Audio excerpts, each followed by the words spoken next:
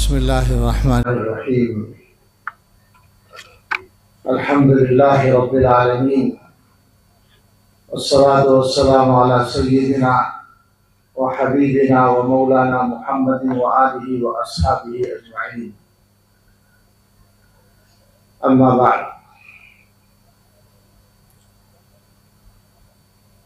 چراغوں کی لو سے ستاروں کی ضو تک تجھے ہم ملیں گے جہاں رات ہو۔ یہ تو ہو سکتا ہے کہ عزیز مولانا یاسر ندیم صاحب کی طرف سے پڑھ دیا جائے، اور ان کی مادر علمی دارالعلوم دیوبند کی طرف سے کہا جا سکتا ہے کہ کوئی بزم ہو، کوئی انجمن۔ یہ شعار اپنا قدیم ہے، جہاں روشنی کی کمی ملی وہیں ایک چراغ جلا دیا۔ اللہ تعالیٰ کا شکر ادا کرتے ہیں کہ زمانے کے تقاضے کے مطابق، ضرورت کے مطابق ہماری جماعت کے ایک فرد نے کام کیا۔ مبارکباد پیش کرتے ہیں عزیز گرامی کو، حضرت مولانا ڈاکٹر مفتی یاسر ندیم الواجدی حفظہ اللہ تعالیٰ کو۔ مبارکباد ان کے گرامی مرتبت نانا دامت برکاتہم جو سامنے تشریف فرما ہے ان کو۔ مبارکباد دارالعلوم دیوبند کو اور دیوبند کے تمام اداروں کو، اور اگر کوئی حرج نہ ہو تو مبارکباد حضرت مولانا ندیم الواجدی رحمۃ اللہ علیہ کی روح کو۔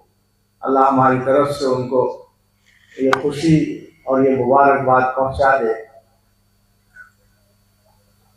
ایک دو سال پہلے، انتقال سے کچھ پہلے ایک دن ملاقات ہوئی تو میں نے ان سے کہا کہ مبارک ہو، یاسر آپ سے زیادہ مشہور ہو گیا۔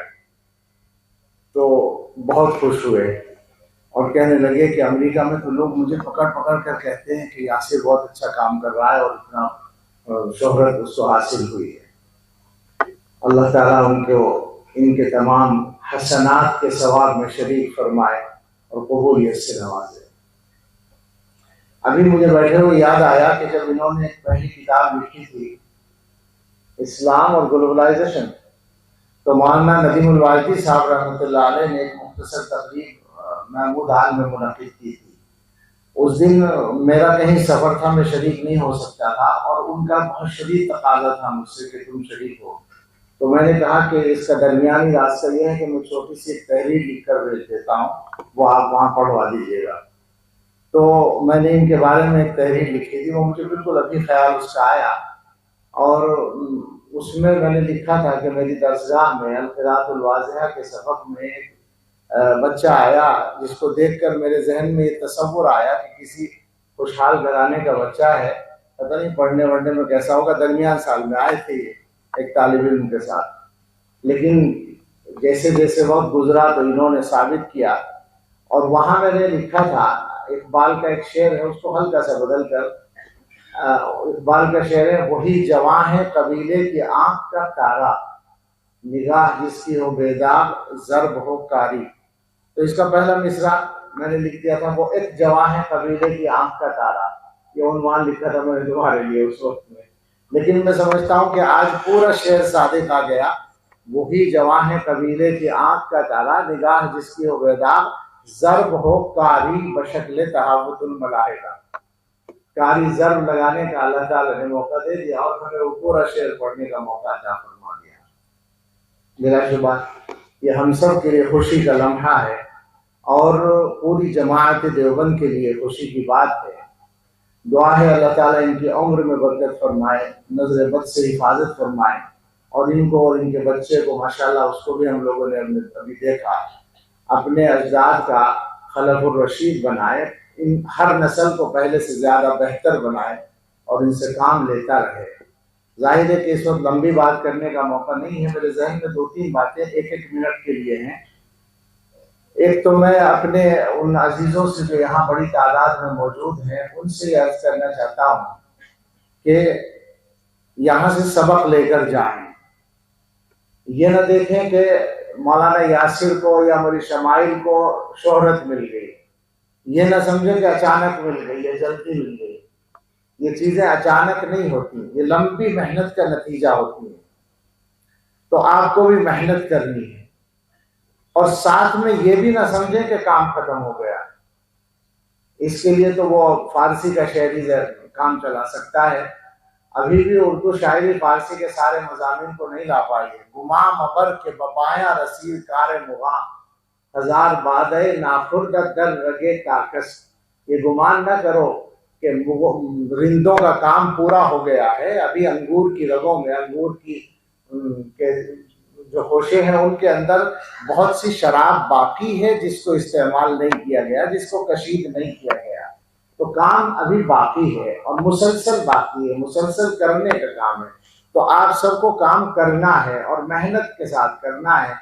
اور یہ بھی مت سمجھیے گا کہ الحاد ہی کا موضوع حاصل کرے اور اختیار کریں گے تو شہرت یا عزت ملے گی.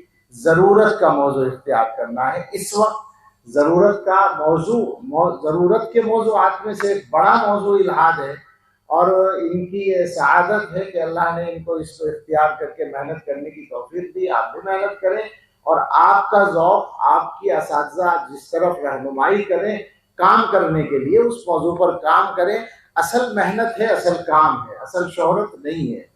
اخلاص کے ساتھ کام کرنا ہے. میں یقین کے ساتھ کہہ سکتا ہوں یہ بات کہ انہوں نے سوچا بھی نہیں ہوگا کہ ان کی یہ محنت اس منزل تک پہنچے گی. یہی اخلاص کہلاتا ہے کہ آدمی کام کا ارادہ کرتا ہے، پھر اللہ تعالیٰ کی بارگاہ میں وہ کام قبول ہو جاتا ہے تو دنیا والوں کی نظر میں وہ آ جاتا ہے. اصل اللہ کی بارگاہ میں قبول ہونا ہے، اصل کسی محنت کا نافع بننا ہے، اور نافع بننے کی شرط اس کے لیے اخلاص اور یکسوئی ہے. جیسا کہ حضرت نے فرمایا یہ تسلسل ہے ہمارے اکابر کی محنتوں کا. حجت الاسلام حضرت عبدالعزیز نانوتوی رحمۃ اللہ علیہ سے جو شروع ہوا، یعنی اس حلقے کی حد تک، اور اس سے پہلے اور بعد میں دوسرے حلقوں میں بھی کام ہوا، لیکن ایک طرح سے یوں کہا جا سکتا ہے کہ اس جماعت کی یہ پہچان ہے کہ ینفون عنہ تحریف الغالین وانتحال المبتلین وتأویل الجاہلین. وہ جو فرائض مقرر کیے گئے تھے علماء کے، ان فرائض کو ادا کرنے کا کام یہ جماعت دیوبند نے یا فرزندان قاسمی نے زیادہ بہتر طریقے پر اور زیادہ ذمہ داری سمجھ کر کیا ہے.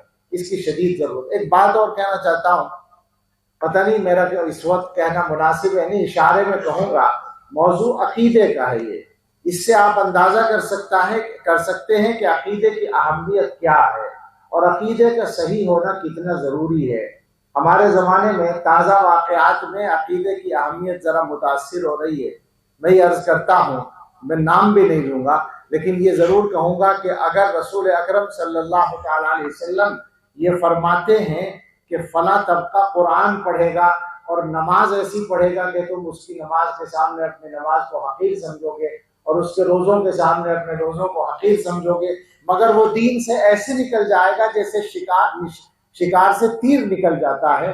یہ بات اگر فرمائی جا سکتی ہے، اگر کسی طبقے کی نمازیں اور اس کے روزے اور اس کی تلاوت یہ ضمانت نہیں بن سکتی اس کے صحیح ہونے کی، تو کسی طاقت سے جنگ بھی کسی عقیدے کے صحیح ہونے کی ضمانت نہیں بن سکتی. جنگ میں ہم ساتھ ہیں. اسرائیل سے جنگ اگر شیطان بھی کرے گا تو ضرورت پڑے گی اس کا بھی ساتھ دے دیں گے، اس میں کیا مشکل ہے. لیکن یہ کہ اس کو خلط مبحث کا موضوع نہیں بنانا ہے. یہ میں مجبوراً کہہ رہا ہوں، مجھے موضوع بدلنا نہیں ہے، لیکن یہ جو طبقہ بیٹھا ہے یہاں پر یہ بہت نمائندہ اجتماع ہے، اور اس وقت یہ نقصان ہو رہا ہے. میرے علم میں اس نقصان کے کچھ خاص واقعات ہیں، عملی طور پر نقصان کے واقعات ہیں. اس لیے میں نے یہ بات عرض کرنا ضروری سمجھا کہ ہم سب کو یہ پیغام امت کو دینے کی ضرورت ہے کہ فکر اصل ہے، عقیدہ اصل ہے، عقیدے کا صحیح ہونا اصل ہے. اور یہ موضوع، یہ اسٹیج تو عقیدے ہی کے لیے سجایا گیا ہے، اس لیے اس اسٹیج سے یہ بات کہنے میں بظاہر میرا خیال ہے کوئی برائی نہیں ہوگی. اگر غلط ہو گیا ہو تو بھی معذرت چاہ لوں گا. میں بہرحال میں بات کو ختم کرنا چاہتا ہوں. پھر مبارکباد پیش کرتا ہوں اور ان کے لیے دعا کرتا ہوں کہ اللہ ان کے کام کو جاری رکھے. اصل یہی ہے کہ اللہ تعالیٰ کسی آدمی سے کام لے. بہت ہی خوشی ہے، دلی خوشی ہے، قلبی مسرت ہے اس بات پر. اللہ رب العزت حفاظت میں رکھے. حضرت مولانا ندیم الوائدی رحمۃ اللہ علیہ کی روح کو اللہ تعالیٰ اور زیادہ خوشیاں ہم سب کی طرف سے پہنچائے اور ان کے اعمال و حسنات میں ان کو شریک فرمائے، اور ان کی نسلوں میں اللہ تعالیٰ علم اور دین اور خدمت دین کا سلسلہ باقی رکھے. اور ہمارے جو اکابر یہاں تشریف فرما ہیں ان سبھی کا سایہ عافیت کے ساتھ قائم رکھے. تشریف فرما ہو یا نہ ہو، جو بھی جتنے بھی اکابر ہیں اللہ سبھی کا عافیت کے ساتھ سایہ قائم رکھے، آمین۔ وآخر دعوانا الحمدللہ رب العالمین۔